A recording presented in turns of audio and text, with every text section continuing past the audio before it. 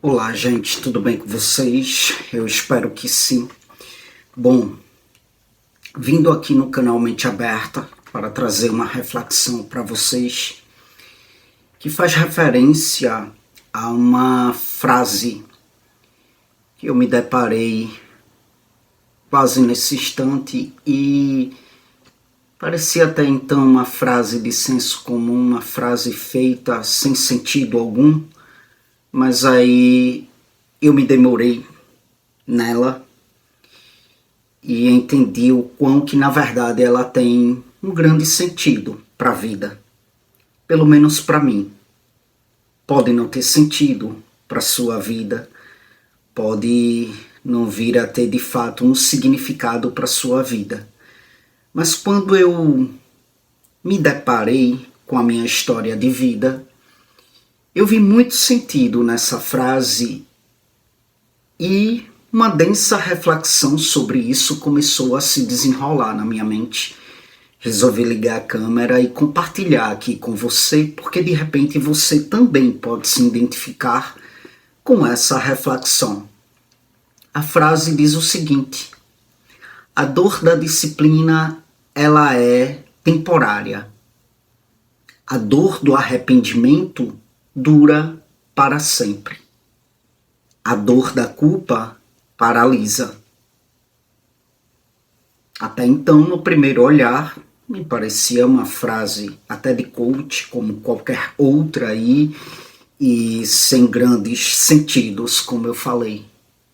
Mas aí ela ficou intrínseca à minha mente e trouxe à tona, de fato, algumas experienciações que acabaram denotando um sentido para essa frase. A dor da disciplina, ela é temporária. E de fato, isso faz muito sentido para mim. A disciplina, ela exige um esforço, ela exige um sacrifício, né? Ela exige uma resistência ao desejo imediato. É sobre a dor de acordar cedo, é sobre a dor de estudar, é sobre a dor de treinar, é sobre a dor de persistir. E muitas vezes é uma dor que parece insuportável. Mas só parece, é algo momentâneo. Porque uma vez que você implementa, pelo menos isso fez muito sentido para mim, uma vez que você implementa a disciplina na sua vida e ela se torna um hábito, essa dor ela vai cada vez mais se diluindo. Ela passa.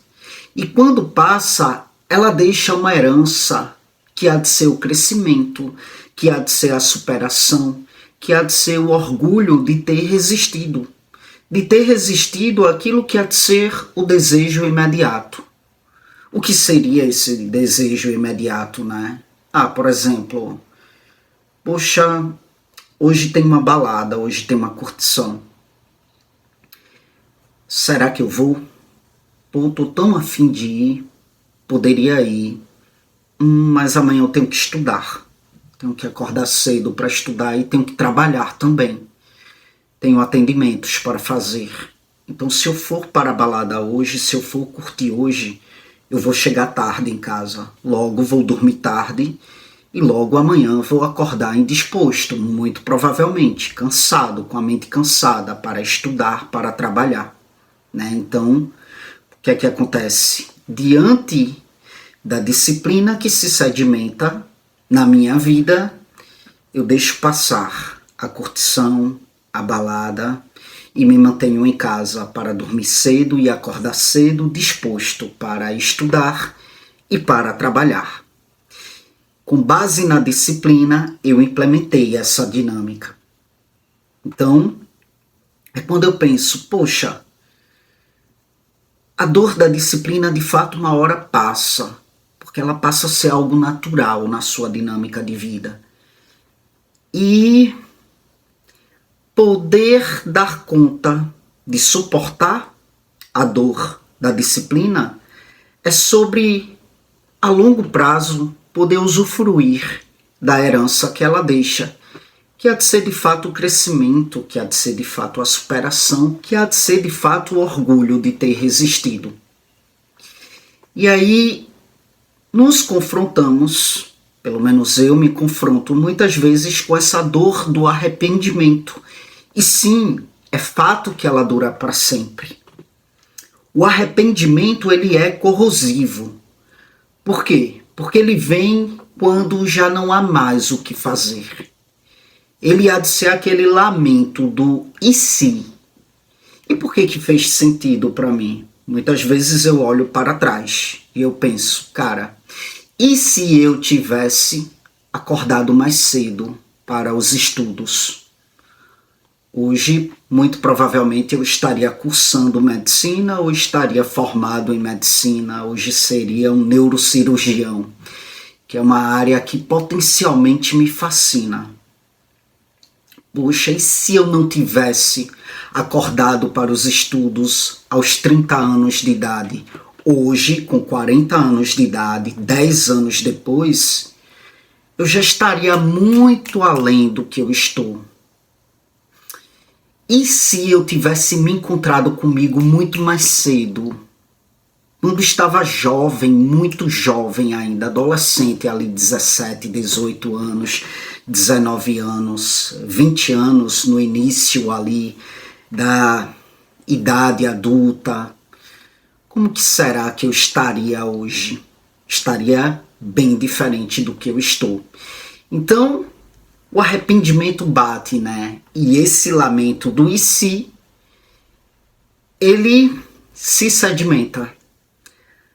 Ele se sedimenta. É sobre a consciência de uma escolha que, se tivesse sido diferente lá atrás, poderia me levar a um outro caminho. Um caminho diferente de onde eu estou.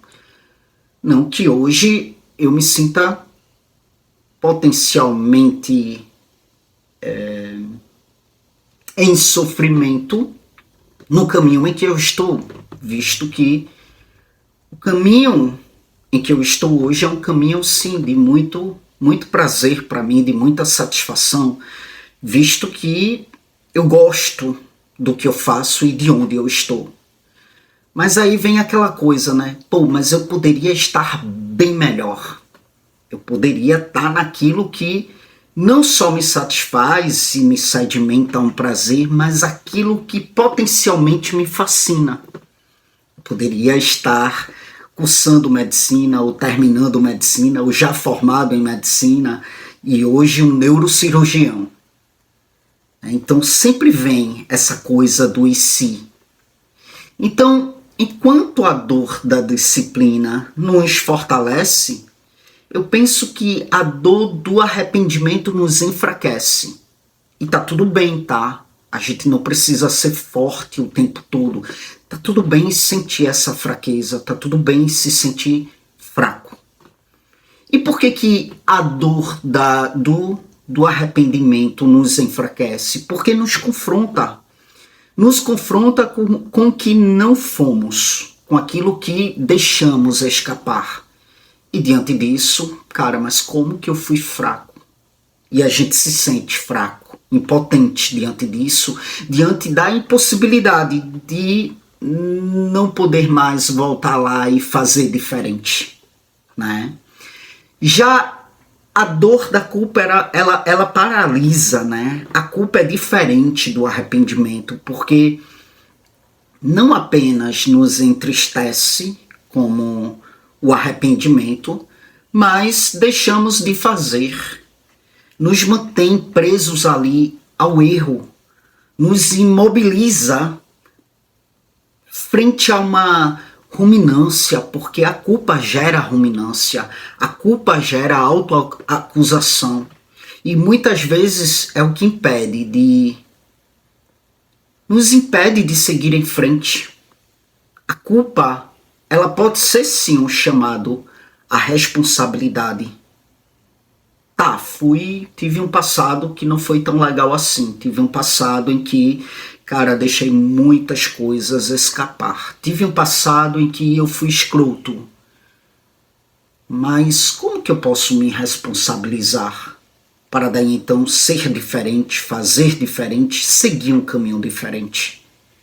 Então a culpa, ela pode ser um chamado à responsabilidade, mas quando exacerbada, ela se torna uma prisão mental, porque a gente fica ali na ruminância, no julgamento, na autoacusação, e isso nos impede de agir, de reparar, de se transformar. Ah, cara, como é que eu pude fazer isso comigo? Não acordei para os estudos com 17, 18, 19 anos de idade para de repente hoje ser formado em medicina, ser um médico, ser um neurocirurgião. Que droga eu fiz comigo? Cara, como que eu fui escroto no passado? Como que eu fui ruim no passado comigo, com os outros? Como que eu fui tão desencontrado no passado? Dado a isso, não mereço estar onde eu estou. Se eu não fui um médico, não mereço ser mais nada na vida. Se eu não estudei para hoje estar formado em medicina, não mereço estar formado em nada. Se eu fui ruim comigo e fui ruim para com as pessoas, não mereço me transformar, não mereço reparar, não mereço me ressignificar. Eu sou um bosta.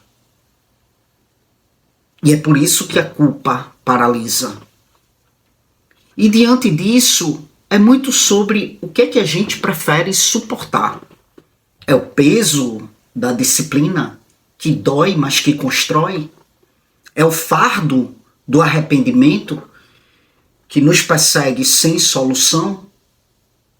Ou é o tormento da culpa que paralisa de fato, que nos deixa ali no meio do caminho? O que é que a gente prefere suportar?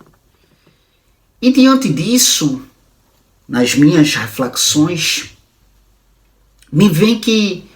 para mim me veio a resposta de que é preciso que eu aprenda cada vez mais e cada vez mais a suportar a disciplina. É preciso que eu me incline a aprender com os meus arrependimentos, sem de fato me destruir. E é preciso que eu venha me transformar e me transformar cada vez mais para que a culpa ela se reverbere em ação, no sentido de eu me responsabilizar por ser diferente, por fazer diferente, por traçar um caminho que venha a ser diferente. Porque no fim das contas, a dor ela é inevitável, mas a escolha de qual dor a gente carrega, essa sim está em nossas mãos. E refletindo sobre isso, me vem uma outra reflexão que inclusive fora uma reflexão em que eu me debrucei sobre, junto com uma paciente minha, semana passada, no SET, a questão da síndrome do impostor. E é justamente essa prisão psíquica onde o sujeito ele se torna o seu próprio carrasco. Eu estava refletindo e elaborando e implicando-me nisso junto com a minha paciente no SET. O quão que muitas e muitas vezes a gente de fato paralisa a nossa vida, porque nos tornamos carrascos de nós mesmos. Olha que bosta que tu és. Olha o quão escroto tu és pelo passado que tu tivestes. E nisso você fica naquela lamúria inconsciente de que tipo, você não merece coisas boas da vida porque você não teve um bom passado, você não fez um bom passado. E é isso. A síndrome do impostor, essa coisa de ser carrasco consigo mesmo, nasce dessa ideia de que de fato não somos bons o suficiente. Não merecemos conquistar o que conquistamos. E a qualquer momento... E por que não merecemos conquistar o que conquistamos? Porque inconscientemente a gente entra ali no looping de que tipo, eu sou uma farsa e alguém vai descobrir que eu sou uma farsa. Eu não mereço conquistar o que eu conquistei. E por que eu sou uma farsa? Porque no meu passado eu fui escroto, eu fui um erro, eu fui equivocado. Eu fui totalmente desencontrado comigo mesmo. Então, eu vou ficar aqui quietinho sem fazer nada. Porque se eu vir a fazer alguma coisa, alguém vai descobrir que eu sou uma farsa. E aí, se a gente olha com mais profundidade, o que é que está por trás disso? É esse ciclo: erro, arrependimento, culpa, estagnação. É a engrenagem da autossabotagem. É a engrenagem dessa síndrome do impostor, que há de ser o fato de ser carrasco consigo mesmo. Quando erramos, muitas vezes, em vez de assumir o erro como uma parte natural do aprendizado, da evolução, de uma evolução positiva, nos fixamos nesse erro, nos fixamos nele. E o arrependimento, ele aparece como um fantasma, nos dizendo como que deveríamos ter feito. Olha, você deveria ter feito de tal forma, tá vendo você? Por que você não fez de tal forma? Por que você foi do jeito que você foi lá no seu passado? A culpa, ela nos paralisa, nos fazendo acreditar que não merecemos avançar. Não avança. Você não merece avançar. Se você avançar, alguém vai descobrir que você é uma farsa. E por quê? Olha para o teu passado e olha quem você foi no seu passado. E isso gera um paradoxo que é muito cruel. Quanto mais sentimos que não merecemos, mais nos sabotamos. E quanto mais nos sabotamos, mais sentimos que não merecemos. E por que isso acontece? Porque no fundo, a gente acaba se identificando com o erro. A gente se identifica, fica ali identificado com o erro. Cometi um erro. E a gente se pune para o resto da vida, muitas e muitas vezes. E em vez de dizer, cara, eu cometi um erro, mas eu não sou esse erro, a gente fica ali. Cometi um erro. Não deveria ter sido assim. E se eu tivesse feito diferente? E se eu não tivesse feito isso? E quando nos colocamos nessa posição, sobre a qual eu falei, no sentido de que tipo, tá, cometi um erro, mas eu não sou esse erro. Eu posso ser melhor do que ele. Quando nos colocamos nessa posição, a gente de fato desperta para uma ressignificação, para uma transformação. Por outro lado, quando a gente fica ali, cara, mas cometi um erro, não mereço avançar, não mereço ser diferente, alguém vai descobrir e que eu sou uma farsa. E por que eu sou uma farsa? Porque olha para o meu passado, olha lá o que eu fui, olha lá o passado que eu fiz, olha lá que coisa vergonhosa. E aí o que acontece? Quando a gente se coloca nessa posição, o inconsciente age para de fato confirmar essa crença. E aí procrastinamos, recusamos elogios, evitamos desafios. Por quê? Porque você está nessa posição de que tipo, não, você não pode avançar, não, você não vai dar conta. Porque olha para o teu passado, olha quem você foi no passado. Você deu conta no passado de estudar mais cedo e se formar em medicina? Não deu conta. O que é que faz você achar que você vai dar conta agora? E ao refletir sobre isso, eu fico pensando, cara, como é que eu posso cada vez mais reconhecer o erro sem me tornar esse erro? Porque é sobre isso, todo mundo falha, mas falhar não significa ser incapaz. Você pode mudar, você pode se ressignificar, você pode se transformar. E é sobre aceitar o desconforto de crescer. A disciplina, ela dói. A autoconfiança precisa ser construída. E o problema não é errar, é não querer tentar de novo. E tudo isso dói. E é sobre, de fato, confrontar, entrar em contato e lidar com a dor do que há de ser a disciplina.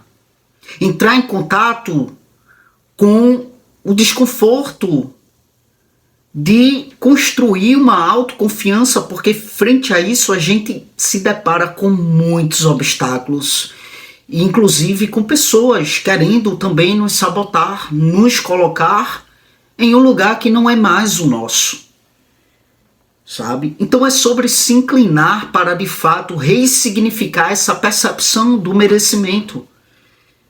E é sobre você de fato não precisar se provar o tempo todo. O merecimento, ele não é um prêmio que alguém vai lá e te dá. Que alguém vai lá, sabe, e te reconhece, olha que bonitinho, parabéns, você merece. Não é sobre isso o reconhecimento. Até porque se a gente espera isto, a gente tende a nos sabotar e definhar cada vez mais. Porque é muito mais fácil alguém chegar para você e te julgar, te apontar, te colocar em lugares, de fato, que há de ser um lugar que não precisa ser o teu, um lugar de subestimação, vamos dizer assim, de te subestimar, né? É muito mais fácil se deparar com pessoas que fazem isso do que com pessoas que de fato tenham uma inclinação para reconhecer, para demandar de um reconhecimento para com quem você é, para com a forma como você se ressignificou, se transformou e evoluiu.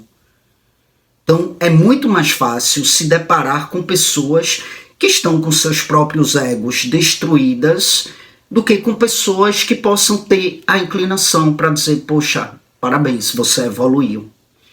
Então se a gente faz com que o nosso merecimento e o nosso reconhecimento venha a depender de algo externo, a gente tende a definhar.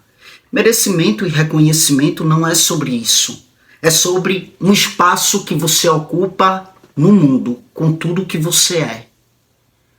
Com teus erros sim, com tuas falhas sim, com teus erros passados, com tuas falhas passadas, com teus erros presentes, tuas falhas presentes, porque ninguém é pleno e todo mundo está vulnerável ao erro, sabe? Mas também com a inclinação para você reconhecer o teu potencial de ressignificação, de merecimento, de onde você está e de onde você pode chegar. Então, essa síndrome do impostor é a versão moderna daquilo que há de ser o mito do castigo eterno. Ficamos ali, nos chicoteando, nos punindo por um erro que já passou e esquecendo que, de fato, o verdadeiro impostor não é a gente, não é a gente. É uma voz inconsciente, uma voz interna que fica ali tentando nos convencer a não acreditar em nós mesmos. E é sobre despertar para essa voz interna que, por meio do arrependimento da culpa, tenta fazer isso, tenta fazer com que a gente não venha acreditar em nós mesmos. É despertar para essa voz, para trabalhá-la e transformá-la em outra coisa, em um potencial mesmo de ressignificação. Tá bom? É isso, gente. Para quem não me conhece, eu sou o Caio Fernando, sou bacharel em psicologia, sou especialista em neuropsicologia, trabalho a partir de uma abordagem analítica, faço atendimentos 100% online, portanto, atendo em todo o Brasil. Então, se você estiver em busca de um acompanhamento psicológico para se trabalhar suas demandas autossabotadoras, Você pode entrar em contato comigo através do meu WhatsApp, que vai estar aqui, no comentário ainda está aqui na plataforma do YouTube. Ao entrar em contato comigo, eu te passo informações pertinentes quanto a como que se dá esse processo comigo, que é 100% online, tá bom? É isso, gente. Muito obrigado mais uma vez pela atenção de vocês e até as próximas gravações.